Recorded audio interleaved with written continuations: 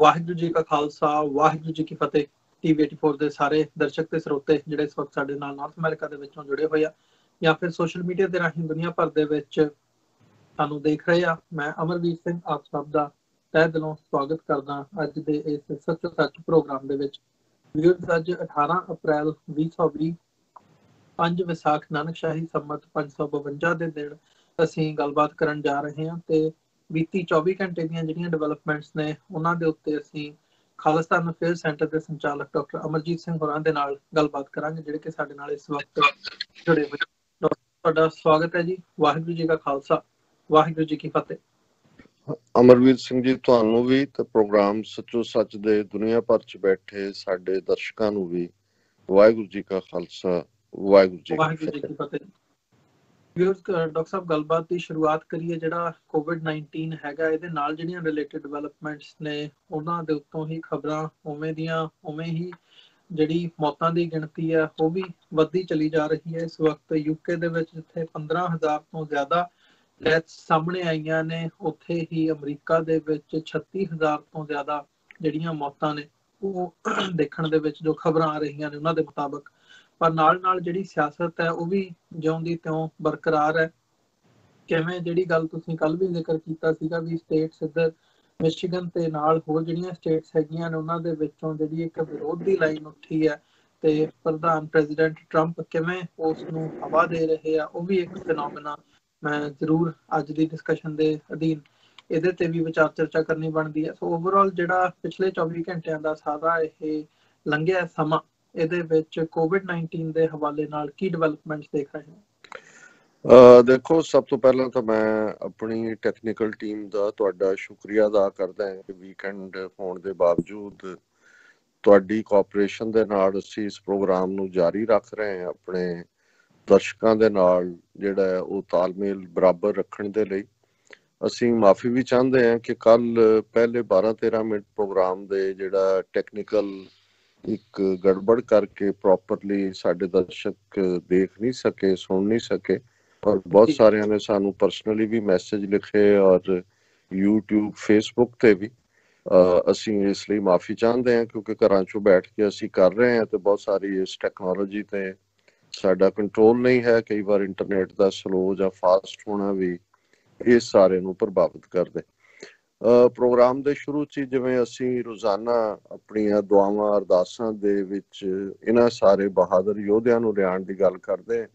ਜਿਨ੍ਹਾਂ ਦੇ ਵਿੱਚ medical staff, doctors, nurses, lab technicians, ਉਹਨਾਂ ਦੇ ਸਫਾਈ ਕਰਮਚਾਰੀ, ਸੈਨੀਟੇਸ਼ਨ ਔਰ ਟਰੱਕਰਸ, ਐਮਰਜੈਂਸੀ ਸਰਵਿਸਿਜ਼ ਔਰ ਕੁੱਲ ਮਿਲਾ ਕੇ ਜਿਹੜੇ ਪਾਸਿਓਂ ਜਿਹੜੇ ਖਾਸ ਤੌਰ ਤੇ ਜਿਹੜੇ ਇਸ ਵੇਲੇ ਸ਼ਿਕਾਰ ਨੇ ਇਸ ਵਾਇਰਸ ਦਾ, ਉਹਨਾਂ ਦੇ ਅਟੈਂਡੈਂਟ ਜਿਹੜੇ ਦੁਨੀਆ ਤੋਂ ਲਗਾਤਾਰਤਾ ਨਾਲ ਜਾ ਰਹੇ ਨੇ ਔਰ ਉਹਨਾਂ ਦਾ ਆਪਸ ਦੇ ਵਿੱਚੋਂ ਬੈਠ ਕੇ ਪਰਿਵਾਰ ਗਰੀਫ ਵੀ ਨਹੀਂ ਕਰ ਸਕਦੇ ਸਾਂਝਾ, ਦੁੱਖ ਵੀ ਸਾਂਝਾ ਨਹੀਂ ਕਰ ਸਕਦੇ ਔਰ ਨਾ ਜਿਹੜੀਆਂ ਨੇ ਅਖੀਰਲੀਆਂ ਰਸਮਾਂ ਤੱਕ ਪਹੁੰਚ ਹੁੰਦੀ ਹੈ। ਸੋ ਇੰਨੀ ਪੀੜ ਹੈ, ਇੰਨਾ ਦਰਦ ਹੈ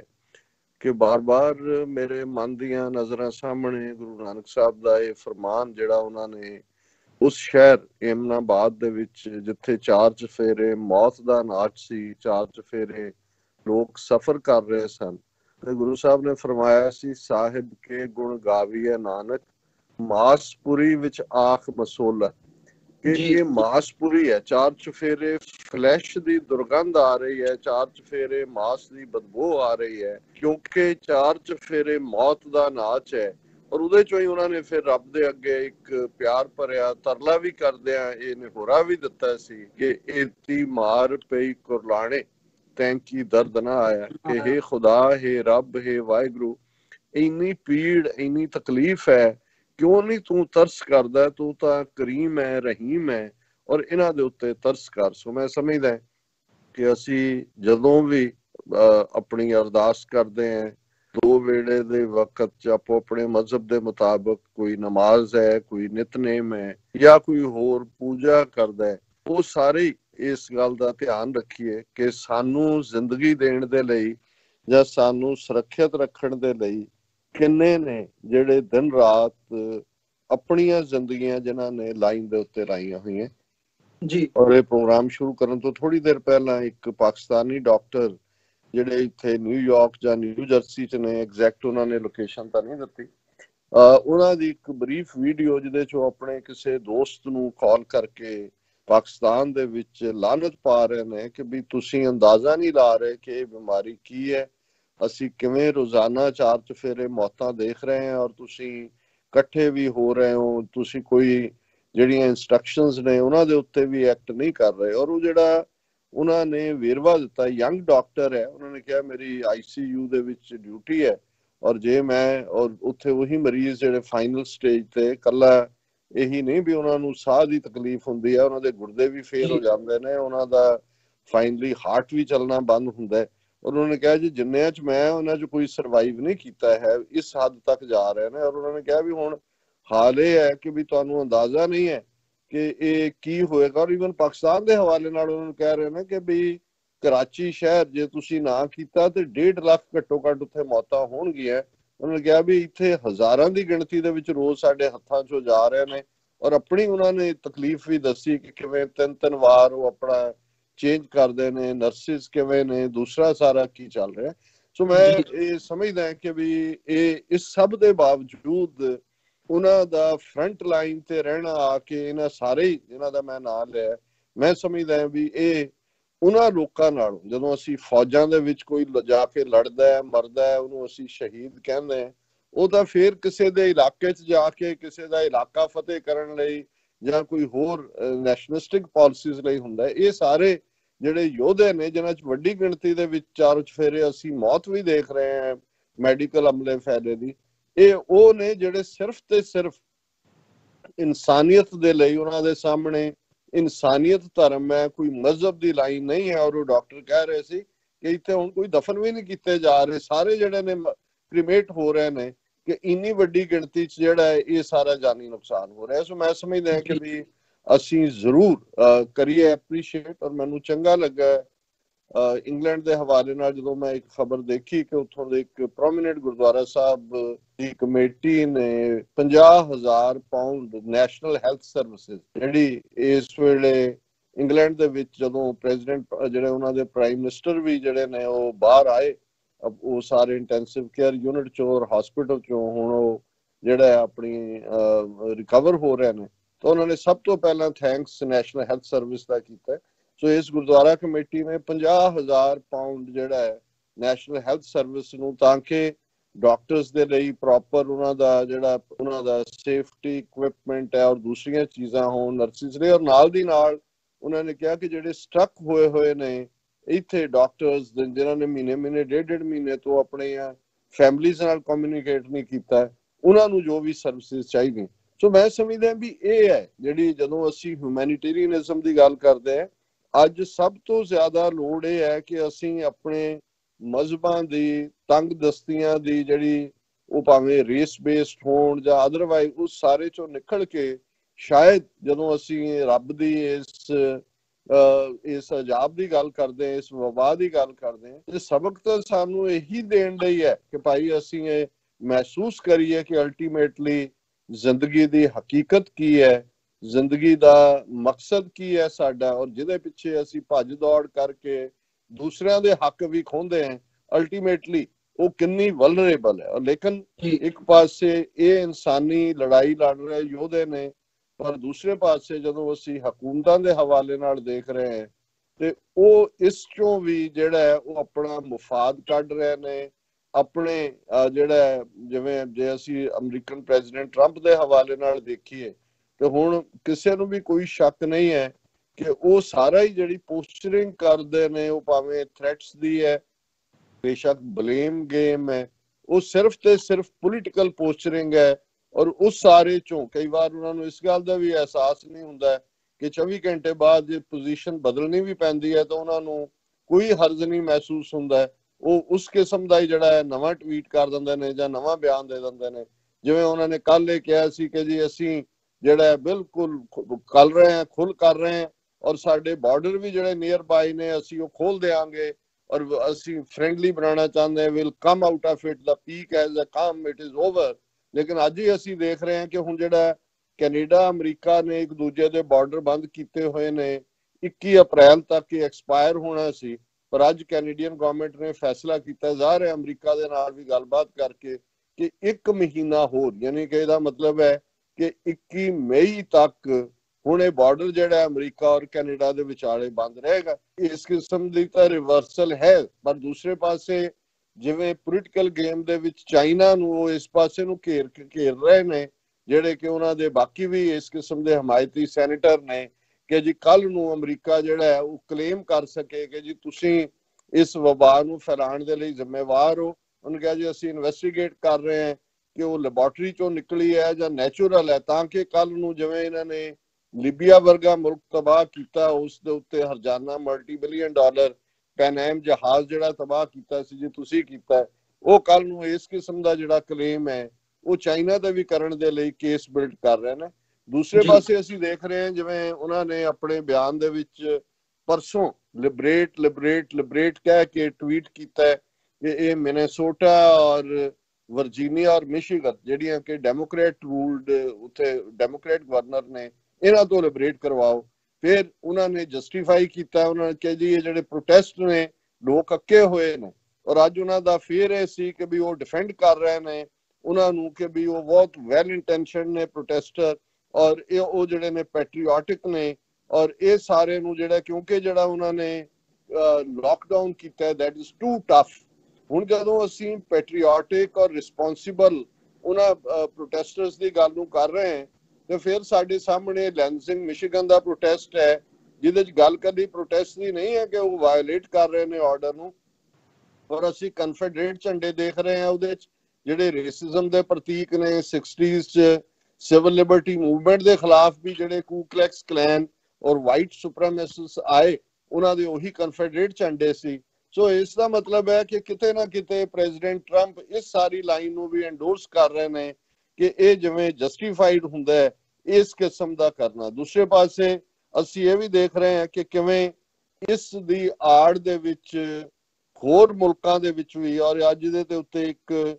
ਸਟੋਰੀ BBC ਦੀ ਡਿਟੇਲਡ ਹੈ ਐਟਲੀਸਟ 4 ਮੁਲਕਾਂ ਦੇ ਉੱਤੇ, ਕਿ ਕਿਵੇਂ ਇਸ ਸਾਰੇ ਦੀ ਆੜ ਦੇ ਵਿੱਚ ਇਹ ਮੁਲਕ ਜਿਹੜੇ ਨੇ ਇਹ ਆਪਣੀ ਗ੍ਰਿਪ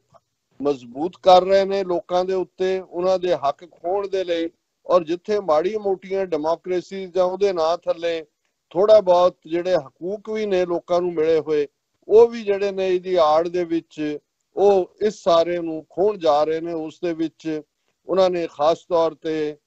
ਰਸ਼ੀਆ ਦਾ ਜ਼ਿਕਰ ਕੀਤਾ ਕਿ ਬੇਸ਼ੱਕ ਰਸ਼ੀਆ ਨੇ, ਪੁਤਿਨ ਨੇ ਜਿਹੜਾ ਆਪਣਾ ਬਣਾ ਕੇ ਜਿਹੜਾ ਕਨਸਟੀਟਿਊਸ਼ਨ ਔਰ ਉਹਦੇ 2 ਟਰਮਸ ਹੋਰ ਜਿਹੜਾ ਉਹ ਵਧਾਉਣ ਦਾ ਸੀ, ਉਹਦੀ ਤਾਂ ਵੋਟਿੰਗ ਨਹੀਂ ਹੋ ਰਹੀ ਕਿਉਂਕਿ ਰਸ਼ੀਆ ਦੇ ਵਿੱਚ ਵੀ ਆਲਰੇਡੀ ਉਹਦਾ ਫਲਾਅ ਹੈ। ਲੇਕਿਨ ਇਸ ਸਾਰੇ ਦੇ ਵਿੱਚ ਉਹਨਾਂ ਨੇ ਆਪਣੇ ਜਿਹੜੇ ਪੋਲੀਟੀਕਲ ਰਾਈਵਲ ਨੇ, ਡਿਸੀਡੈਂਟ ਨੇ, ਉਹਨਾਂ ਦੇ ਉੱਤੇ ਜਿਹੜਾ ਇਹ ਉਹਨਾਂ ਤੇ ਲਾ ਕੇ ਚਾਰਜ ਕੇ ਜੀ ਇਹ ਜਿਹੜੇ ਨੇ ਸੋਸ਼ਲ ਮੀਡੀਆ ਦੇ ਉੱਤੇ ਫੇਕ ਨਿਊਜ਼ ਦੇ ਰਹੇ ਨੇ, ਉਹਨਾਂ ਦੀ ਫੜੋਫੜੀ ਜਾਰੀ ਹੈ। ਇਸੇ ਤਰੀਕੇ ਨਾਲ ਹੰਗਰੀ ਦੇ ਹਵਾਲੇ ਨਾਲ ਉਹਨਾਂ ਨੇ ਇਹ ਦੇਖਿਆ ਕਿ ਹੰਗਰੀ ਦੇ ਵਿੱਚ ਜਿੱਥੇ ਕਿ ਉਹਨਾਂ ਦੇ ਪਾਵਰਫੁਲ ਪ੍ਰਾਈਮ ਮਿਨਿਸਟਰ ਹੈ ਵਿਕਟਰ ਔਰਬਨ, ਉਹਨੇ ਆਲਰੇਡੀ ਪਾਰਲੀਮੈਂਟ ਤੋਂ ਐਕਸਟਰਾ ਪਾਵਰਸ ਲੈ ਲਈਆਂ ਕਿ ਵੀ ਮੈਂ ਇਹ ਹੁਣ ਕਰੋਨਾ ਵਾਇਰਸ ਜਿਹੜਾ ਕ੍ਰਾਈਸਿਸ ਹੈ ਉਹਦੇ ਲਈ ਸਾਨੂੰ ਹੋਰ ਪਾਵਰਸ ਦਿੱਤੀਆਂ ਜਾਣ। ਔਰ ਇਸ ਸਾਰੇ ਦਾ ਉਹਨਾਂ ਦਾ ਕਹਿਣਾ ਹੈ ਵੀ ਆਲਰੇਡੀ ਉਹਦੀ ਅਥਾਰਟੇਰੀਅਨ ਟੈਂਡੈਂਸੀ ਹੈ ਕਿ ਹੁਣ ਇਹ ਲੱਗਦਾ ਨਹੀਂ ਹੈ ਕਿ ਕਦੇ ਉਹਨੇ ਉਹ ਪਾਵਰਸ ਵਾਪਸ ਛੱਡਣੀਆਂ ਨੇ, ਔਰ ਇਹਦੇ ਥੱਲੇ ਜਿਹੜਾ ਫੇਟ ਹੈ ਈਵਨ ਹੰਗਰੀ ਦਾ ਉਹ ਵੀ ਤੁਮਲਾ ਹੋਏਗਾ। ਇਸੇ ਤਰ੍ਹਾਂ ਈਵਨ ਪੋਲੈਂਡ ਦੇ ਹਵਾਲੇ ਨਾਲ ਉਹਨਾਂ ਨੇ ਕਹਿਣਾ ਕਿ ਭਾਈ ਉਹਨਾਂ ਦੀ ਹਕੂਮਤ ਜਿਹੜੀ ਹੈ ਉਹ ਲੋਕਾਂ ਦੀਆਂ ਲਾਈਵਸ ਦਾ ਰਿਸਕ ਦੇ ਉੱਤੇ ਪਾਈਆਂ ਹੋਈਆਂ ਨੇ ਉਹਨਾਂ ਨੇ, ਉਹਦੇ ਲਈ ਉਹਨਾਂ ਦਾ ਕੋਈ ਸੋਲਿਡ ਜਾਂ ਠੋਸ ਕੋਈ ਪਲੈਨਿੰਗ ਨਹੀਂ ਹੈ। ਲੇਕਿਨ ਉਹਨਾਂ ਦੀ ਜਿਹੜੀ ਹੈ ਰੂਲਿੰਗ ਪਾਰਟੀ ਔਰ ਖਾਸ ਤੌਰ ਤੇ ਉਹਨਾਂ ਦਾ ਜਿਹੜਾ ਪ੍ਰੈਜ਼ੀਡੈਂਟ ਹੈ ਐਂਡਰਾਸ ਡੂਡਾ, ਉਹਨੇ ਆਲਰੇਡੀ ਇੰਨੀਆਂ ਪਾਵਰਸ ਲੈ ਲਈਆਂ ਕਿ ਜਦੋਂ ਮਰਜ਼ੀ ਉਹ ਰੈਕਲੈਸਲੀ ਲੋਕਾਂ ਦੇ ਉੱਤੇ ਜਿਹੜਾ ਆਪਣਾ ਧਾਵਾ ਜਮਾਏ। ਔਰ ਜੇ ਅਸੀਂ ਹਿਸਟਰੀ 'ਚ ਬੈਕ ਜਾ ਕੇ ਦੇਖੀਏ, ਕਦੇ ਇਹੀ ਪੋਲੈਂਡ ਹੈ ਜਿੱਥੋਂ ਮਿਸਟਰ ਵਾਲੇਸਾ ਜਿਹਨੇ ਮੂਵਮੈਂਟ ਖੜੀ ਕੀਤੀ ਸੀ ਸੋਵੀਅਤ ਯੂਨੀਅਨ ਦੇ ਖਿਲਾਫ, ਉਦੋਂ ਇਹ ਮੁਲਕ ਇਕੱਠਾ ਹੁੰਦਾ ਸੀ, ਤੇ ਉਹੀ ਹੌਲੀ ਹੌਲੀ ਪੋਲੈਂਡ ਦੀ ਇਸ ਮੂਵਮੈਂਟ ਦੀ ਅਮਰੀਕਾ ਨੇ ਮਦਦ ਕੀਤੀ। ਪੋਲੈਂਡ ਪਹਿਲੀ ਡੈਮੋਕ੍ਰੇਸੀ ਬਣਿਆ ਔਰ ਬਾਅਦ ਦੇ ਵਿੱਚ ਸੋਵੀਅਤ ਯੂਨੀਅਨ ਦੇ 15 ਟੁਕੜੇ ਹੋਏ। ਪਰ ਹੁਣ ਇਹ ਲੱਗ ਰਿਹਾ ਕਿ ਇਸ ਕੋਰੋਨਾ ਵਾਇਰਸ ਕ੍ਰਾਈਸਿਸ ਦੀ ਆੜ ਦੇ ਵਿੱਚ ਜਿਹੜਾ ਪੋਲੈਂਡ ਹੈ ਵਾਪਸ ਡਿਕਟੇਟੋਰੀਅਲ ਔਰ ਉਸ ਕਿਸਮ ਦੇ ਰੁਝਾਨਾਂ ਵੱਲ ਜਾ ਰਿਹਾ ਹੈ। ਇਸੇ ਤਰ੍ਹਾਂ ਇਸ ਰਿਪੋਰਟ ਦੇ ਵਿੱਚ ਟਰਕੀ ਦਾ ਜ਼ਿਕਰ ਹੈ ਔਰ ਉਹਨੂੰ ਟਰਕੀ ਬਾਰੇ ਜਿਹੜਾ ਐਨਾਲਿਸਿਸ ਵੀ ਆ ਉਹਨਾਂ ਨੇ ਕਿਹਾ ਕਿ ਮੋਮੈਂਟ ਆਫ ਓਪਰਚੁਨਿਟੀ। ਔਰ ਆਲਰੇਡੀ ਜਿਹੜੇ ਟਰਕੀ ਦੇ ਪ੍ਰੈਜ਼ੀਡੈਂਟ ਨੇ ਮਿਸਟਰ ਐਰਡੋਗਨ, ਉਹਨਾਂ ਨੇ ਕਾਫੀ ਉਹ ਕੰਬੈਟਿਵ ਨੇ। ਆਲਰੇਡੀ ਇੱਕ ਕੂ ਜਿਹੜਾ ਹੁਣ ਉਹਨਾਂ ਦੇ ਹੋਣ ਜਾ ਰਿਹਾ ਸੀ, ਜਿਹਦੇ ਲਈ ਉਹਨਾਂ ਨੇ ਬਲੇਮ ਅਮਰੀਕਾ 'ਚ ਬੈਠਿਆਂ ਨੂੰ ਕੀਤਾ ਸੀ ਕਿ ਜੀ ਇਹਨਾਂ ਨੇ ਇਨੀਸ਼ੀਏਟ ਕੀਤਾ। ਉਹਨਾਂ ਨੇ ਇੰਨੀ ਸਖਤੀ ਦੇ ਨਾਲ ਕੁਚਲਿਆ ਸੀ ਜਿਹਦੇ ਥੱਲੇ ਬਹੁਤ ਸਾਰੇ ਈਵਨ ਆਰਮੀ ਆਫੀਸਰ ਔਰ ਸਿਵਲ ਲਾਈਫ ਦੇ ਵੀ ਹਜ਼ਾਰਾਂ ਲੋਕ ਜਿਹੜੇ ਨੇ ਉਹ ਜੇਲ੍ਹ 'ਚ ਬੰਦ ਕਰ ਦਿੱਤੇ ਸੀ ਜਾਂ ਐਗਜ਼ੀਕਿਊਟ ਕੁਛ ਨਾ ਜੋ ਕੀਤੇ, ਜਿਹਦਾ ਐਮਨੈਸਟੀ ਇੰਟਰਨੈਸ਼ਨਲ ਔਰ ਦੂਸਰਿਆਂ ਨੇ ਕਾਫੀ ਖੁੱਲ ਕੇ ਵਿਰੋਧ ਕੀਤਾ ਸੀ। ਔਰ ਹੁਣ ਵੀ ਜਿਹੜੀ ਉਹਨਾਂ ਦੇ ਮਿਸਟਰ ਐਰਡੋਗਨ ਦੇ ਹਵਾਲੇ ਨਾਲ ਜਿਹੜੀ ਖਬਰ ਹੈ ਕਿ ਬੇਸ਼ੱਕ ਆਲਰੇਡੀ ਉਹਨਾਂ ਨੇ ਬਹੁਤ ਸਾਰੀਆਂ ਪਾਵਰਸ ਯੂਸਰਪ ਕੀਤੀਆਂ ਹੋਈਆਂ ਨੇ, ਉਹਨਾਂ ਦੇ ਕੋਲ ਨੇ ਆਲਰੇਡੀ ਸੈਂਟਰਲਾਈਜ਼ਡ ਸਿਸਟਮ ਹੈ, ਲੇਕਿਨ ਇਹਦੇ ਬਾਵਜੂਦ ਉਹ ਇਸ ਮੌਕੇ ਨੂੰ ਇਸਤੇਮਾਲ ਕਰ ਰਹੇ ਨੇ ਆਪਣੇ ਜਿਹੜੇ ਰਹਿੰਦ ਖੂੰਹਦ ਦੇ ਵਿਰੋਧੀ ਨੇ ਪੋਲੀਟੀਕਲੀ ਵੀ, ਉਹਨਾਂ ਨੂੰ ਸਾਇਲੈਂਟ ਕਰਨ ਦੇ ਲਈ। ਔਰ ਇਹਦੇ ਥੱਲੇ ਜਿਹੜੀਆਂ ਨੇ ਕੁਝ ਗ੍ਰਿਫਤਾਰੀਆਂ, ਕਿਉਂਕਿ ਟਰਕੀ 'ਚ ਵੀ ਬਹੁਤ ਕੁਝ ਐਸਾ ਹੁੰਦਾ ਜਿਹੜਾ ਬਹੁਤ ਵਾਰ ਮੀਡੀਆ ਦੇ ਸਾਹਮਣੇ ਨਹੀਂ ਆਉਂਦਾ। ਹਾਲਾਂਕਿ ਇਹਦੇ 'ਚ ਕੋਈ ਸ਼ੱਕ ਨਹੀਂ ਹੈ ਕਿ ਟਰਕੀ ਇਸ ਵੇਲੇ ਇੱਕ ਨਵੀਂ ਪਾਵਰ ਸੈਂਟਰ ਦੇ ਤੌਰ ਤੇ ਇਸਲਾਮਿਕ ਵਰਲਡ ਦੇ ਵਿੱਚ ਜਿਹੜਾ ਉਹ ਉੱਭਰ ਰਿਹਾ। ਔਰ ਇਸ ਦੇ ਬਾਰੇ ਈਵਨ ਉਹਨਾਂ ਦੇ ਡਾਕਟਰਸ ਦਾ ਵੀ ਕਹਿਣਾ, ਔਰ ਇਸ ਵੇਲੇ ਕਰੋਨਾ ਦਾ ਇੰਪੈਕਟ ਵੀ ਹੈ, ਪਰ ਉਹਨਾਂ ਦੇ ਡਾਕਟਰਸ ਨੇ ਐਨੋਨਿਮਿਟੀ ਦੇ ਉੱਤੇ ਇਹ ਕਿਹਾ ਕਿ ਭਾਈ ਇਹ ਜਿਹੜਾ ਹੈ hiding the facts and creating A monopoly of information unfortunately became the way the country is being ruled, ਕਿ ਇਹ ਇਨਫੋਰਮੇਸ਼ਨ ਵੀ ਹਾਈਡ ਹੋ ਰਹੀ ਹੈ। ਔਰ ਇਸ ਸਾਰੇ ਦੇ ਨਾਲ ਜਿਹੜਾ ਹੈ ਬਹੁਤ ਸਾਰਾ ਲੋਕਾਂ ਦੀ ਜਿਵੇਂ ਉਹਨਾਂ ਦੀ ਆਵਾਜ਼ ਨੂੰ ਸਪਰੈਸ ਕੀਤਾ ਜਾ ਰਿਹਾ ਹੈ, ਇਹ ਵੀ ਇਸ ਵੇਲੇ ਨਾਰਮ ਬਣਿਆ ਹੋਇਆ। ਇਸੇ ਤਰੀਕੇ ਨਾਲ ਅਸੀਂ ਦੇਖ ਰਹੇ ਹਾਂ ਕਿ ਜਿਹੜਾ ਓਵਰਆਲ ਕਰੋਨਾ ਦਾ ਔਨਸਲੌਟ ਹੈ ਉਹ ਉਸੇ ਤੇਜ਼ੀ ਨਾਲ ਜਾਰੀ ਹੈ। ਔਰ ਇਸ ਵੇਲੇ ਯੂਕੇ ਦੇ ਹਵਾਲੇ ਨਾਲ ਜਦੋਂ ਅਸੀਂ ਦੇਖਦੇ ਹਾਂ ਕਿ ਵੀ ਉਹਦੇ 'ਚ ਉਹਨਾਂ ਨੇ ਇਸ ਗੱਲ ਦੇ ਉੱਤੇ ਅਫਸੋਸ ਦਾ ਇਜ਼ਹਾਰ ਕੀਤਾ ਕਿ ਉੱਥੇ ਮਰਨ ਵਾਲਿਆਂ ਦੀ ਗਿਣਤੀ ਜਿਹੜੀ ਹੈ ਉਹ 15,000 ਨੂੰ ਕ੍ਰਾਸ ਕਰ ਗਈ ਹੈ। ਔਰ ਇੱਕ ਪਾਸੇ ਇਹ ਕੁਝ ਚੱਲ ਰਿਹਾ ਔਰ ਦੂਜੇ ਪਾਸੇ ਇਹ ਵੀ ਹੈ ਕਿ ਸਭ ਨੂੰ ਚੀਅਰ ਅਪ ਰੱਖਣ ਦੇ ਲਈ ਗਲੋਬਲ ਸਿਟੀਜ਼ਨ ਮੂਵਮੈਂਟ ਔਰ ਜਿਵੇਂ ਆਰਟਿਸਟ ਨੇ ਲੇਡੀ ਗਾਗਾ ਔਰ ਦੂਸਰੀਆਂ ਨੇ, ਉਹ ਬਹੁਤ ਸਾਰੇ ਕੰਸਰਟ ਭਾਵੇਂ ਘਰਾਂ 'ਚ ਬੈਠੇ ਨੇ, ਉਹ ਖਾਸ ਤੌਰ ਤੇ ਹੈਲਥ ਵਰਕਰਸ ਨੂੰ, ਐਮਰਜੈਂਸੀ ਵਰਕਰਸ ਨੂੰ, ਇਹਨਾਂ ਸਾਰਿਆਂ ਨੂੰ ਚੀਅਰ ਕਰਨ ਦੇ ਲਈ ਕੁਛ ਨਾ ਕੁਛ ਕਰ ਰਹੇ ਨੇ। ਔਰ ਇਸੇ ਤਰ੍ਹਾਂ ਕਿ ਕੌਂਸਲਸ ਜਿਹੜੀਆਂ ਇੰਗਲੈਂਡ ਦੀਆਂ ਨੇ ਉਹਨਾਂ ਨੇ $1.6 ਬਿਲੀਅਨ ਦੀ ਫੰਡਿੰਗ ਜਿਹੜੀ ਹੈ ਉਹ ਹਕੂਮਤ ਨੂੰ ਦਿੱਤੀ ਹੈ। ਔਰ ਬ੍ਰਿਟਨ ਦੀ ਕੁਈਨ ਐਲਿਜ਼ਾਬੈਥ ਜਿਸ ਦਾ ਜਨਮ ਦਿਨ ਟਿਊਜ਼ਡੇ ਜਿਹੜਾ ਆ ਰਿਹਾ, ਔਰ ਜਿਹੜੀ ਉਹਨਾਂ ਦੀ ਸਦੀਆਂ ਦੀ ਪਰੰਪਰਾ ਹੈ ਕਿ ਵੀ ਉਸ ਦਿਨ ਉਹ ਗਨ ਸਲੂਟ ਦਿੰਦੇ ਨੇ, ਇਸ ਵਾਰ ਖੁਦ ਕੁਈਨ ਐਲਿਜ਼ਾਬੈਥ ਨੇ ਇਹ ਰਿਕੁਐਸਟ ਕੀਤੀ ਹੈ ਆਪਣੀ ਹਕੂਮਤ ਨੂੰ ਕਿ ਭਾਈ ਜੋ ਚੱਲ ਰਿਹਾ ਹੈ ਇਸ ਦੇ ਚਲਦੇ ਆ ਮੇਰੇ ਜਨਮ ਦਿਨ ਦੇ ਉੱਤੇ ਜਿਹੜਾ ਇਹ ਸਲੂਟ ਦੇਣ ਦੀ ਲੋੜ ਨਹੀਂ। ਸੋ ਇਹਦੇ ਰਾਣੀ ਦੇ ਵੀ ਰਾਜ ਦੇ ਇਹਨਾਂ 68 ਸਾਲਾਂ 'ਚ ਇਹ ਪਹਿਲਾ ਮੌਕਾ ਹੋਏਗਾ ਜਦੋਂ ਕਿ ਇਹ ਸਾਰਾ ਜਿਹੜਾ ਇਹ ਨਹੀਂ ਹੋਏਗਾ। ਔਰ ਜਿਹੜੀਆਂ ਇਸ ਵੇਲੇ ਨੇ ਜਾਣਕਾਰੀ ਉਹਦੇ ਮੁਤਾਬਕ ਇਸ ਵੇਲੇ ਦੁਨੀਆ ਦੇ ਵਿੱਚ 4.5 ਬਿਲੀਅਨ ਲੋਕ ਜਿਹੜੇ ਨੇ ਉਹ ਆਲਰੇਡੀ ਲਾਕਡਾਊਨ ਜਾਂ ਅੱਡ-ਅੱਡ ਰੈਸਟ੍ਰਿਕਸ਼ਨਸ ਦੇ ਵਿੱਚ ਨੇ। ਭਾਰਤ ਦੇ ਹਵਾਲੇ ਨਾਲ ਵੀ ਅਸੀਂ ਜਦੋਂ ਕੁੱਲ ਮਿਲਾ ਕੇ ਦੇਖ ਰਹੇ ਹਾਂ ਕਿ ਉੱਥੇ ਬੇਸ਼ੱਕ ਜੋ ਅਮਰੀਕਾ ਦੀ ਲਾਈਨ ਚਾਈਨਾ ਦੇ ਖਿਲਾਫ ਹੈ, ਭਾਰਤ ਵੀ ਉਹਨਾਂ ਦਾ ਮੀਡੀਆ ਉਸੇ ਤਰੀਕੇ ਨਾਲ ਚਾਈਨਾ ਨੂੰ only responsible for spreading the virus, ਇਹ ਉਹਨਾਂ ਦੇ ਮੀਡੀਆ ਤੇ ਡਿਸਕਸ਼ਨ ਹੋ ਰਹੀ ਹੈ। ਪਰ ਚਾਈਨਾ ਸਮਝਦਾ ਹੈ ਕਿ ਵੀ ਭਾਰਤ ਕਿਹਨਾਂ ਹਾਲਾਤਾਂ ਦੇ ਵਿੱਚ ਫਸਿਆ ਹੋਇਆ ਹੈ। ਔਰ ਉਹਨਾਂ ਨੇ ਜਿਹੜੀ ਅੱਜ ਦੀ ਖਬਰ ਹੈ ਕਿ 3 ਲੱਖ ਤੋਂ ਜ਼ਿਆਦਾ ਉਹਨਾਂ ਨੇ ਅਗੇਨ ਭਾਰਤ ਨੂੰ ਜਿਹੜਾ ਉਹ ਜਿਹੜਾ ਉਹਨਾਂ ਦਾ ਸੇਫਟੀ ਇਕਵਿਪਮੈਂਟ ਹੈ ਉਹ ਦਿੱਤਾ। ਔਰ ਉਹਦੇ 'ਚ ਉਹਨਾਂ ਨੇ ਕਿਹਾ ਕਿ ਭਾਈ ਅਸੀਂ ਜੋ ਵੀ ਮਦਦ ਕਰ ਸਕਦੇ ਹਾਂ ਉਹ ਤੁਹਾਡੀ ਜਿਹੜੀ ਆ ਮਦਦ ਕਰਨਾ ਚਾਹੁੰਦੇ। ਲੇਕਿਨ ਇਸ ਸਭ ਦੇ ਬਾਵਜੂਦ ਜਿਹੜਾ ਭਾਰਤ ਦਾ ਰਵੱਈਆ, ਬਾਅਦ ਦੇ ਵਿੱਚ ਮੈਂ ਡਾਟਾ ਦੀ ਗੱਲ ਕਰਾਂਗਾ ਡੈਥ ਜਾਂ ਦੂਜੇ ਦਾ, ਪਰ ਉਹਨਾਂ ਨੇ ਉਸ ਕਿਸਮ ਦੀ ਨਫ਼ਰਤ ਪਹਿਲਾਂ ਤਾਂ ਜਿਵੇਂ ਤਬਲੀਗੀ ਜਮਾਤ ਦੇ ਹਵਾਲੇ ਨਾਲ ਭਾਰਤ ਭਰ ਦੇ 200 ਕਰੋੜ ਮੁਸਲਮਾਨਾਂ ਨੂੰ ਬਦਨਾਮ ਕੀਤਾ ਹੀ ਕੀਤਾ। ਪਰ ਅੱਜ ਮੈਂ ਦੇਖ ਰਿਹਾ ਸੀ ਕਿ ਇਹਨਾਂ ਦੀ ਮਿਨਿਸਟਰੀ ਆਫ ਹੋਮ ਅਫੇਅਰਸ ਨੇ ਅਗੇਨ ਇਹ ਜਿਹੜਾ ਤਬਲੀਗੀ ਜਿਹੜਾ ਅਗੇਂਸਟ ਕੈਂਪੇਨ ਹੈ ਉਹਦੇ 'ਚ ਇੱਕ ਨਵਾਂ ਐਂਗਲ ਐਡ ਕੀਤਾ ਔਰ ਉਹਨਾਂ ਨੇ ਜੰਮੂ ਕਸ਼ਮੀਰ ਯੂਨੀਅਨ ਟੈਰੀਟਰੀ ਨੂੰ ਹਦਾਇਤਾਂ ਦਿੱਤੀਆਂ ਨੇ ਕਿ ਜੀ ਸਾਡੇ ਕੋਲ ਖੁਫੀਆ ਜਾਣਕਾਰੀ ਹੈ ਕਿ ਤਬਲੀਗੀ ਜਮਾਤ ਵਾਲਿਆਂ ਦੇ ਰੋਹਿੰਗਿਆ ਮੁਸਲਮਾਨਾਂ ਦੇ ਨਾਲ ਲਿੰਕ ਨੇ, ਉਹ ਉਹਨਾਂ ਚੋਂ ਆਏ ਵੀ ਨੇ ਔਰ ਉੱਥੇ ਵੀ ਜਾ ਕੇ ਲੁਕ ਰਹੇ ਨੇ। ਔਰ ਇਸ ਲਈ ਜਿਹੜੇ ਜੰਮੂ ਕਸ਼ਮੀਰ ਦੇ ਵਿੱਚ ਖਾਸ ਤੌਰ ਤੇ ਜੰਮੂ ਔਰ ਸਾਂਬਾ ਦੇ ਵਿੱਚ ਲਗਭਗ 4000 ਦੇ ਕਰੀਬ ਇਸ ਕਿਸਮ ਦੇ ਰੋਹਿੰਗਿਆ ਮੁਸਲਮਾਨ ਨੇ ਜਿਨ੍ਹਾਂ ਨੂੰ United nations human right council ਵੱਲੋਂ ਰਿਫਿਊਜੀ ਕਾਰਡ ਮਿਲਿਆ ਹੋਇਆ ਹੈ। ਔਰ ਇਹੀ ਉਹ ਰਿਫਿਊਜੀ ਕਾਰਡ ਹੈ ਜਿਹਦੇ ਥੱਲੇ ਉਹਨਾਂ ਨੂੰ ਰਿਫਿਊਜ ਮਿਲੀ ਹੈ। ਜਦੋਂ ਅਸੀਂ ਅਫਗਾਨ ਸਿੱਖਾਂ ਦੇ ਹਵਾਲੇ ਨਾਲ ਵੀ ਜਿਹੜੇ ਉੱਥੋਂ ਨਿਕਲਣਾ ਚਾਹੁੰਦੇ ਨੇ ਉਸ ਦੇ ਲਈ ਯਤਨ ਕਰ ਰਹੇ ਹਾਂ, ਤਾਂ ਸਾਡੀ ਕੋਸ਼ਿਸ਼ ਇਹੀ ਹੈ ਕਿ ਉਹਨਾਂ ਨੂੰ ਇਹ ਯੂਨਾਈਟਿਡ ਨੇਸ਼ਨਸ ਜਿਹੜੇ ਨੇ ਹਿਊਮਨ ਰਾਈਟ ਕਾਉਂਸਲ ਦੇ ਰਿਫਿਊਜੀ ਕਾਰਡ ਮਿਲਣ, ਤਾਂ ਕਿ ਉਹ ਜਿੱਥੇ ਵੀ ਚਾਹਣ, ਜਿਨ੍ਹਾਂ ਨੇ ਵੀ ਰਿਫਿਊਜੀ ਕਨਵੈਨਸ਼ਨਸ ਨੂੰ ਮੰਨਿਆ ਹੋਇਆ, ਦਸਤਖਤ ਕੀਤੇ ਹੋਏ ਨੇ, ਉਹਨਾਂ ਮੁਲਕਾਂ ਦੇ ਵਿੱਚ ਉਹ ਰਹਿ ਸਕਦੇ ਨੇ, ਅਮਰੀਕਾ ਹੋਏ, ਕੈਨੇਡਾ ਹੋਏ ਜਾਂ ਭਾਰਤ ਵੀ ਉਹਨਾਂ ਚੋਂ ਹੈ। ਪਰ ਜਿਹੜੇ 4000 ਤੋਂ ਜ਼ਿਆਦਾ ਰੋਹਿੰਗਿਆ ਮੁਸਲਮਾਨਾਂ ਦੇ ਕੋਲ United nations human right council ਦੇ ਕਾਰਡ ਵੀ ਨੇ, ਉਹਨਾਂ ਨੂੰ ਹੁਣ ਟਾਰਗੇਟ ਕੀਤਾ ਜਾ ਰਿਹਾ। ਔਰ ਉਹਨਾਂ ਨੇ ਕਿਹਾ ਜੀ ਇਹਨਾਂ ਚੋਂ ਬਹੁਤ ਸਾਰੇ ਹੋਰ ਵੀ ਇਲੀਗਲ ਇੱਥੇ ਰਹਿ ਰਹੇ ਨੇ, ਇਹ ਸਲਮ 'ਚ ਰਹਿੰਦੇ ਨੇ। ਔਰ ਉਹਨਾਂ ਨੇ ਹੋਮ ਮਿਨਿਸਟਰੀ ਨੇ ਇਹ ਕਿਹਾ ਕਿ ਜੀ ਇਸ ਕਨੈਕਸ਼ਨ ਨੂੰ ਲੱਭਿਆ ਜਾਏ ਕਿ ਨਿਜ਼ਾਮੁਦੀਨ ਮਾਰਕੀਟ ਚੋਂ ਜਿਹੜੇ ਤਬਲੀਗੀ ਨੇ ਉਹਨਾਂ ਦੇ ਨਾਲ ਇਹਨਾਂ ਦਾ ਕੀ ਸੰਬੰਧ ਹੈ। ਸੋ ਮੈਂ ਸਮਝਦਾ ਕਿ ਵੀ ਇਹ ਸਾਰਾ ਪਾਰਟ ਜਿਹੜਾ ਬਿਲਕੁਲ ਨਫ਼ਰਤ ਦੀ ਬਿਨਾਹ ਦੇ ਉੱਤੇ ਖੜਾ ਹੈ, ਉਸ ਦੇ ਵਿੱਚ ਇਹ ਲੱਗੇ ਹੋਏ ਨੇ। ਹਾਲਾਂ ਉਹਨਾਂ ਦੇ ਆਪਣੇ ਹਵਾਲੇ ਨਾਲ ਵੀ ਇਹ ਖਬਰ ਹੈ ਕਿ ਉਹਨਾਂ ਦੇ ਜਿਹੜੀ ਨੇਵੀ ਨਾਲ ਸੰਬੰਧਿਤ ਜਿਹੜੇ ਜਹਾਜ਼ ਦੇ ਉੱਤੇ ਤਾਇਨਾਤ ਸੀ ਬਾਰਡਰ ਦੇ ਉੱਤੇ, 40 ਤੋਂ ਜ਼ਿਆਦਾ ਜਿਹੜੇ ਉਹਨਾਂ ਦੇ ਨੇ ਜਿਹੜੇ ਕੈਡਟ ਜਾਂ ਮੁਲਾਜ਼ਮ, ਉਹਨਾਂ ਨੂੰ ਜਿਹੜਾ ਕਰੋਨਾ ਵਾਇਰਸ ਪੋਜ਼ਿਟਿਵ ਉਹਨਾਂ ਦਾ ਆਇਆ। ਸੋ ਇਹ ਕੁੱਲ ਮਿਲਾ ਕੇ ਨਫ਼ਰਤ ਦੀ ਰਾਜਨੀਤੀ ਵੀ ਬਰਾਬਰ ਚੱਲ ਰਹੀ ਹੈ। ਇਜ਼ਰਾਈਲ ਦੇ ਹਵਾਲੇ ਨਾਲ ਵੀ ਅਸੀਂ ਦੇਖ ਰਹੇ ਹਾਂ ਕਿ ਫਲਸਤੀਨੀ ਜਾਂ ਦੂਜੀਆਂ ਟੈਰੀਟਰੀਜ਼ ਤੱਕ ਜਿਹੜੇ ਜਿੱਥੇ ਇਹਨਾਂ ਦਾ ਛਾਪ ਹੈ ਜਾਂ ਇਹਨਾਂ ਦਾ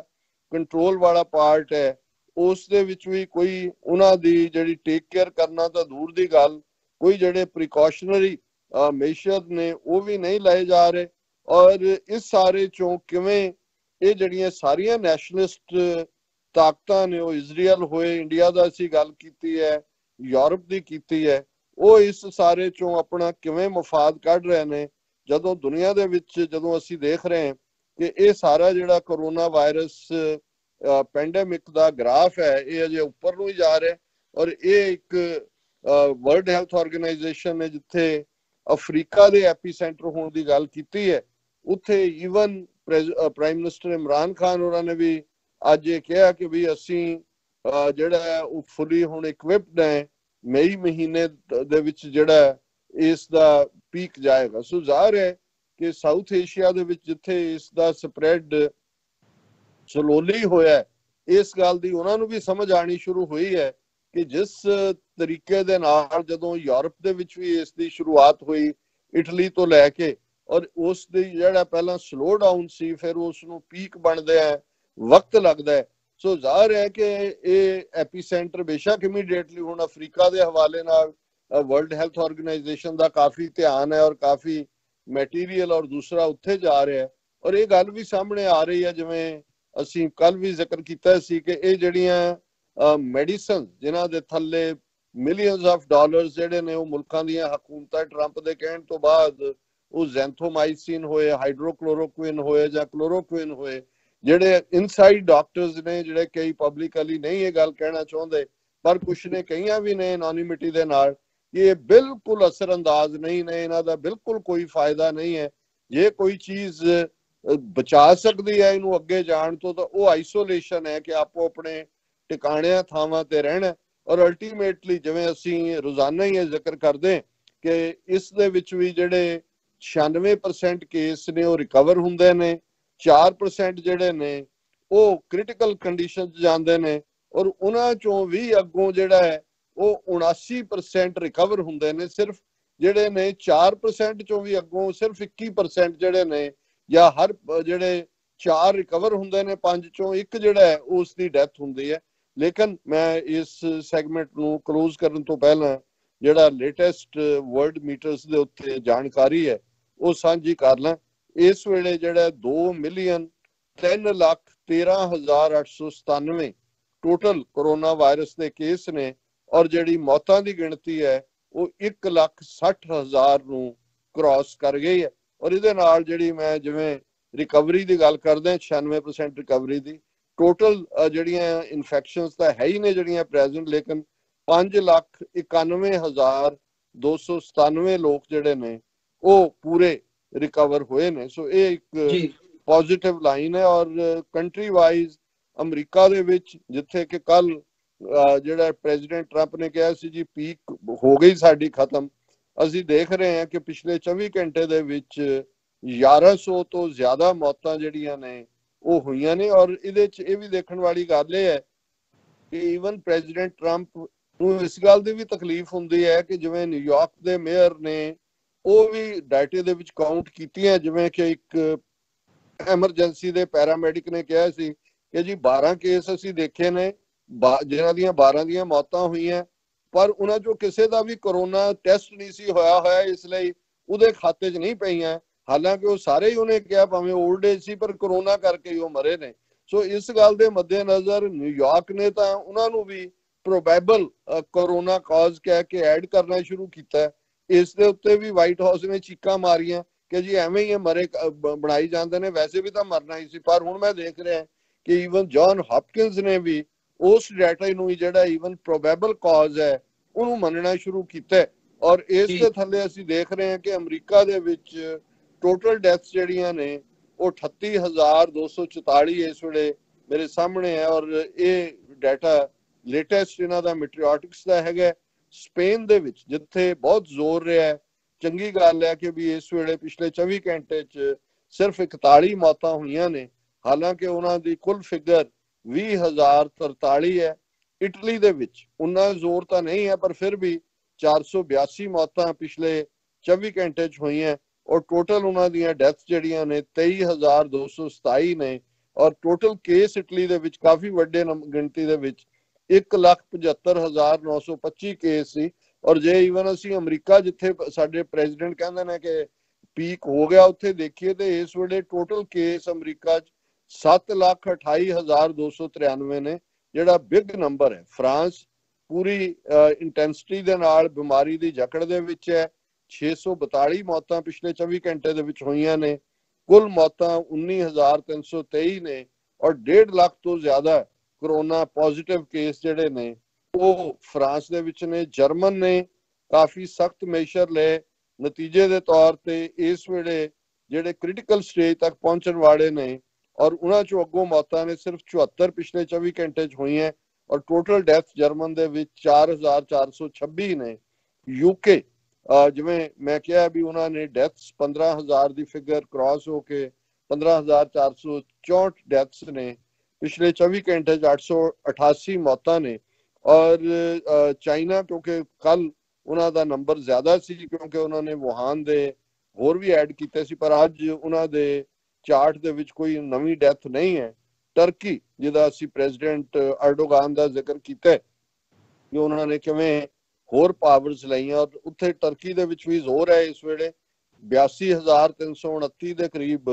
ਟੋਟਲ ਕੇਸ ਜਿਹੜੇ ਨੇ ਜਿਹੜੇ ਟੈਸਟ ਹੋਏ ਨੇ, 5,031 ਡੈਥਸ ਹੋ ਚੁੱਕੀਆਂ ਨੇ। 73 ਡੈਥਸ ਜਿਹੜੀਆਂ ਨੇ ਉਹ ਪਿਛਲੇ 24 ਘੰਟੇ ਦੇ ਵਿੱਚ ਆਈਆਂ। ਬੈਲਜੀਅਮ ਅਨਫੋਰਚੂਨੇਟ ਕੰਟਰੀ ਜਿੱਥੇ ਮੌਤਾਂ ਦਾ ਸਿਲਸਿਲਾ ਜਾਰੀ ਹੈ, 290 ਮੌਤਾਂ ਪਿਛਲੇ 24 ਘੰਟੇ ਦੇ ਵਿੱਚ ਹੋਈਆਂ ਨੇ ਔਰ ਉਹਨਾਂ ਦੀ ਆਬਾਦੀ ਦੇ ਲਿਹਾਜ਼ ਨਾਲ ਜੇ ਅਸੀਂ ਦੇਖੀਏ ਤੇ ਬਹੁਤ ਜ਼ਿਆਦਾ ਟੋਟਲ ਡੈਥਸ ਨੇ ਉਹਨਾਂ ਦੀਆਂ 5,453। ਰਸ਼ੀਆ ਜਿੱਥੇ ਹੁਣ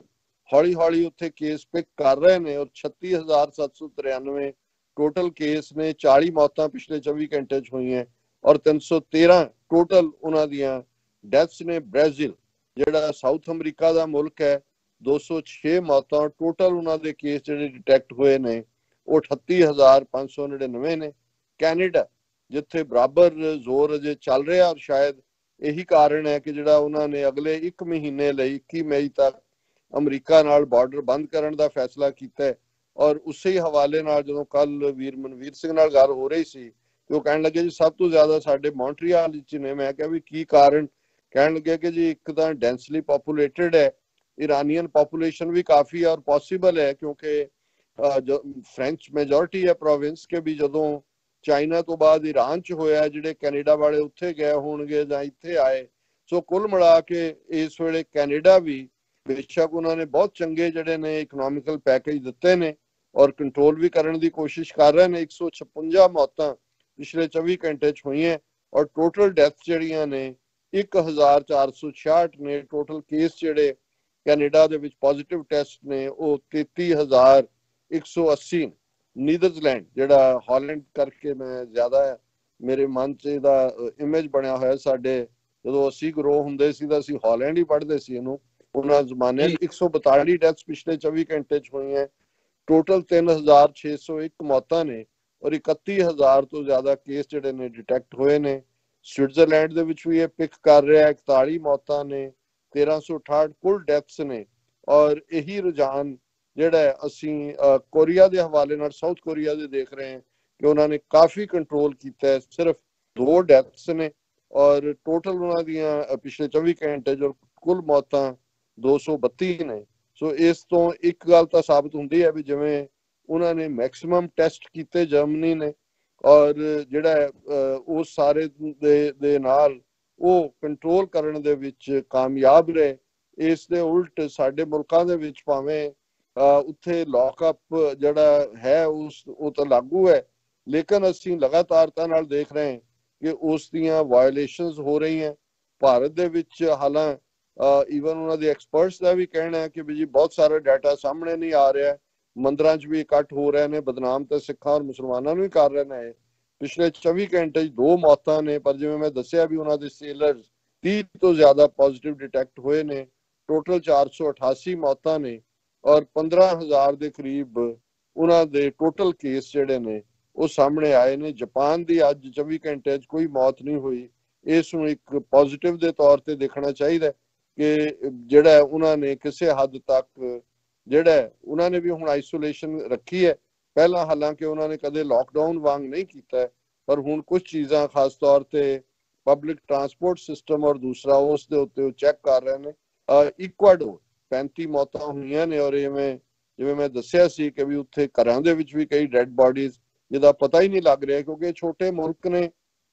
ਇਹਨਾਂ ਦੇ ਕੋਲ ਵਸੀਲੇ ਵੀ ਨਹੀਂ ਨੇ ਔਰ ਬਹੁਤ ਵਾਰ ਜਦੋਂ ਬਾਕੀ ਚੱਲ ਰਿਹਾ ਹੁੰਦਾ ਜਿਵੇਂ ਸਾਡੇ ਮੁਲਕਾਂ ਦਾ ਵੀ ਇਹ ਟ੍ਰੈਂਡ ਹੈ ਕਿ ਸਾਨੂੰ ਇਹ ਲੱਗਦਾ ਹੈ ਕਿ ਬਈ ਇਹ ਬਾਕੀਆਂ ਨੂੰ ਹੋਣਾ, ਸਾਨੂੰ ਨਹੀਂ ਹੋਣਾ। ਸੋ ਇਸ ਸਾਰੇ ਹਵਾਲੇ ਦੇ ਨਾਲ ਸਾਨੂੰ ਇਹ ਦੇਖਣ ਦੀ ਲੋੜ ਹੈ ਕਿ ਕਿਵੇਂ ਅਸੀਂ ਆਪਣੇ ਹੋਮਲੈਂਡਸ ਦੇ ਵਿੱਚ ਪਾਕਿਸਤਾਨ ਦੇ ਹਵਾਲੇ ਨਾਲ ਮੈਂ ਦੇਖ ਰਿਹਾ ਕਿ 8 ਮੌਤਾਂ ਪਿਛਲੇ 24 ਘੰਟੇ 'ਚ ਹੋਈਆਂ। ਟੋਟਲ 143 ਡੈਥਸ ਨੇ ਔਰ 7,638 ਉਹਨਾਂ ਦੇ ਸਾਰੇ ਕੇਸ ਜਿਹੜੇ ਨੇ ਡਿਟੈਕਟ ਹੋਏ ਨੇ। ਸੋ ਇਸ ਗੱਲ ਵੱਲ ਧਿਆਨ ਦੇਣ ਦੀ ਲੋੜ ਹੈ ਕਿ ਵੀ ਜਿਵੇਂ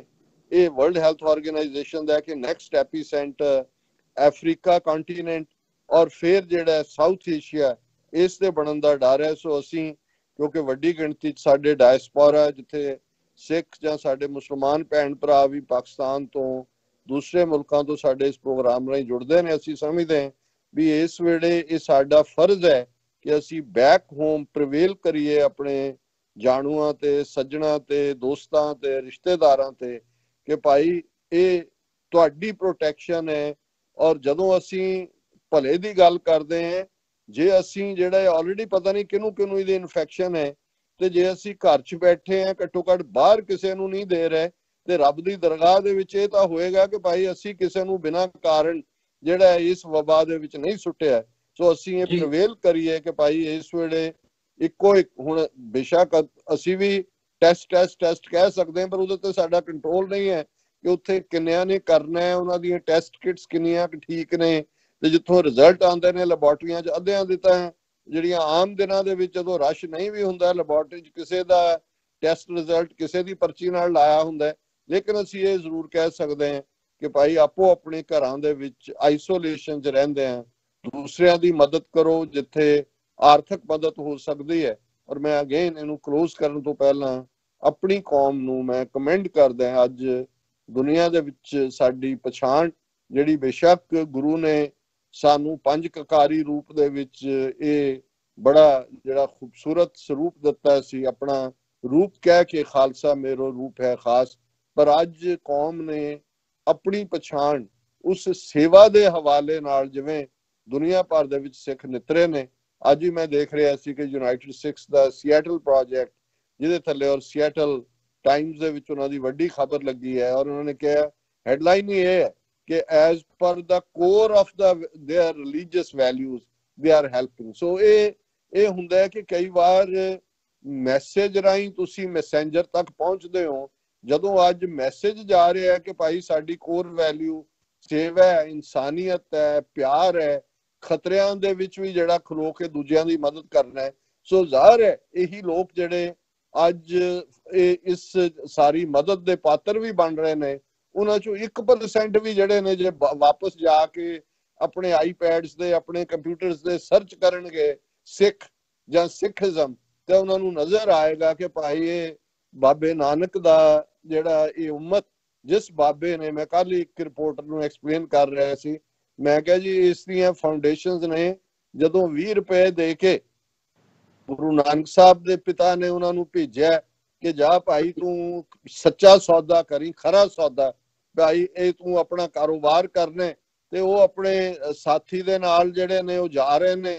ਚੂੜਕਾਨਾ ਮਾਰਕੀਟ ਵੱਲ, ਉੱਥੋਂ ਆਪਣੇ ਨਨਕਾਣਾ ਸਾਹਿਬ ਤੋਂ, ਔਰ ਰਾਹ ਦੇ ਵਿੱਚ ਦੇਖਦੇ ਨੇ ਕਿ ਹਜ਼ਾਰਾਂ ਦੀ ਗਿਣਤੀ ਜੰਗਲ ਸੀ ਕਿਉਂਕਿ ਸਾਰਾ ਬੜਾ ਡੀਪ ਫੋਰੈਸਟ ਸੀ, ਇੱਥੇ ਹੀ ਬਾਰਸ ਜਿਹਨੂੰ ਬਾਰ ਕਹਿੰਦੇ ਸੀ, ਉਹਨਾਂ ਨੇ ਦੇਖਿਆ ਕਿ ਵੀ ਬੈਠੇ ਨੇ ਲੋਕ ਔਰ ਜ਼ਾਹਰ ਹੈ ਉਹਨਾਂ ਨੇ ਜਾ ਕੇ ਫਕੀਰ ਕਿਸਮ ਦੇ ਲੋਕ, ਉਹਨਾਂ ਦੇ ਨਾਲ ਗੁਰੂ ਸਾਹਿਬ ਨੇ ਜਦੋਂ ਗੁਫ਼ਤਗੂ ਕੀਤੀ ਤੇ ਉਹਨਾਂ ਨੇ ਦੇਖਿਆ ਕਿ ਭਾਈ ਕੁਛ ਤਾਂ ਉਹਨਾਂ ਚੋਂ ਜਿਹੜੇ ਨੇ ਉਹ ਕਈ ਦਿਨਾਂ ਦੇ ਭੁੱਖੇ ਨੇ, ਤੇ ਉਹਨਾਂ ਨੇ ਆਪਣੇ ਸਾਥੀ ਨੂੰ ਕਿਹਾ ਕਿ ਦੇਖ ਸਾਡੇ ਪਿਤਾ ਨੇ ਕਿਹਾ ਸੀ ਵੀ ਖਰਾ ਸੌਦਾ ਕਰਨਾ, ਤੇ ਇਹਦੇ ਤੋਂ ਖਰਾ ਸੌਦਾ ਕੀ ਹੋ ਸਕਦਾ ਹੈ ਕਿ ਇਹਨਾਂ ਨੂੰ ਲਿਆ ਕੇ ਜਿਹੜਾ ਲੰਗਰ ਛਕਾਈਏ, ਇਹਨਾਂ ਦੀ ਭੁੱਖ ਦੂਰ ਕਰੀਏ, ਇਹਨਾਂ ਨੂੰ ਹੋਰ ਵੀ ਵਿਚਾਰੇ ਜਿਹੜੀਆਂ ਲੋੜੀਂਦੀਆਂ ਚੀਜ਼ਾਂ ਨੇ ਉਹ ਇਹਨਾਂ ਨੂੰ ਦੇ ਦਈਏ। ਤੇ ਉਹਨਾਂ ਨੇ ਉਹ 20 ਰੁਪਏ ਜਿਹੜੇ ਨੇ ਉਹ ਸਾਰੇ ਸਪੈਂਡ ਕਰਕੇ, ਔਰ ਜਦੋਂ ਉਹ ਵਾਪਸ ਆਏ ਨੇ ਤੇ ਉਹ ਕਿਵੇਂ ਉਹਨਾਂ ਦੇ ਨੂੰ ਆਪਣੇ ਪਿਤਾ ਦੀ ਸਕੋਲਡਿੰਗ, ਉਹਨਾਂ ਦੀਆਂ ਝਿੜਕਾਂ ਔਰ ਉਹਨਾਂ ਦੇ ਗੁੱਸੇ ਦਾ ਸ਼ਿਕਾਰ ਹੋਣਾ ਪਿਆ। ਤੇ ਮੈਂ ਉਹਨਾਂ ਨੂੰ ਕਹਿ ਰਿਹਾ ਸੀ, ਮੈਂ ਕਿਹਾ ਜੀ ਇਹ ਜਿਹੜੇ ਅੱਜ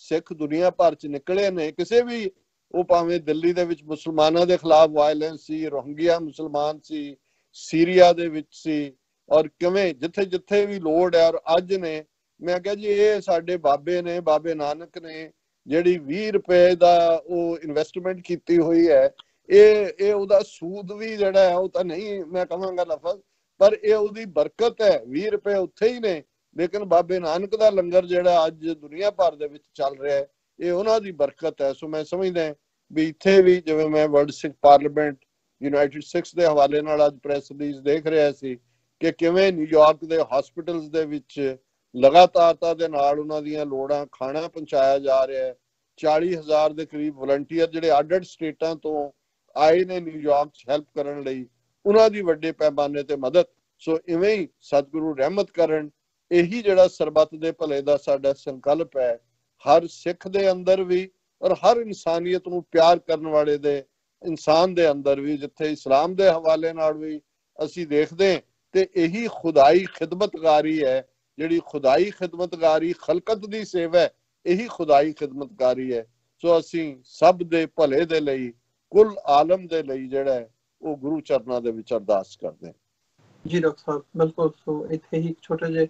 ਬ੍ਰੇਕ ਦੇ ਲਈ ਰੁਕਾਂਗੇ ਫਿਰ, ਜਿਵੇਂ ਕਿ ਇਸ ਸਾਰੇ ਸੈਗਮੈਂਟ ਦੇ ਵਿੱਚ ਅਸੀਂ ਇਸ ਜੋ ਕਰੋਨਾ ਵਾਇਰਸ ਨੂੰ ਮੁੱਖ ਰੱਖਦਿਆਂ ਹੋਇਆ ਸਥਿਤੀ ਬਣੀ ਹੋਈ ਹੈ ਉਸ ਬਾਬਤ ਡਾਕਟਰ ਸਾਹਿਬ ਨੇ ਵਿਚਾਰ ਸਾਂਝੇ ਕੀਤੇ ਆ। ਆਉਂਦੇ ਸੈਗਮੈਂਟ ਦੇ ਵਿੱਚ ਵਿਸ਼ੇਸ਼ ਤੌਰ ਤੇ ਭਾਰਤ ਦੇ ਹਵਾਲੇ ਨਾਲ ਗੱਲ ਕਰਾਂਗੇ, ਜਿੱਥੇ ਇਸ ਵਾਇਰਸ ਨੂੰ ਲੈ ਕੇ ਤਾਂ ਜਿਹੜੀ ਸਥਿਤੀ ਹੈਗੀ ਹੈ ਉਹ ਹੈ ਹੀ, ਪਰ ਉਸ ਦੇ ਨਾਲ ਜਿਹੜਾ ਘੱਟ ਗਿਣਤੀਆਂ ਦਾ ਹੈ ਉਹ ਜਿਹੜਾ ਔਨ ਸਪੌਟ ਹੈ ਉਹ ਵੀ ਨਿਰੰਤਰ ਜਾਰੀ ਹੈ। ਸੋ ਉਸ ਬਾਬਤ ਵਿਚਾਰ ਚਰਚਾ ਅਗਲੇ ਸੈਗਮੈਂਟ ਦੇ ਵਿੱਚ ਕਰਾਂਗੇ। ਇੱਕ ਛੋਟੇ ਜਿਹੇ ਬ੍ਰੇਕ ਤੋਂ ਬਾਅਦ ਮੁਲਾਕਾਤ ਹੁੰਦੀ ਹੈ।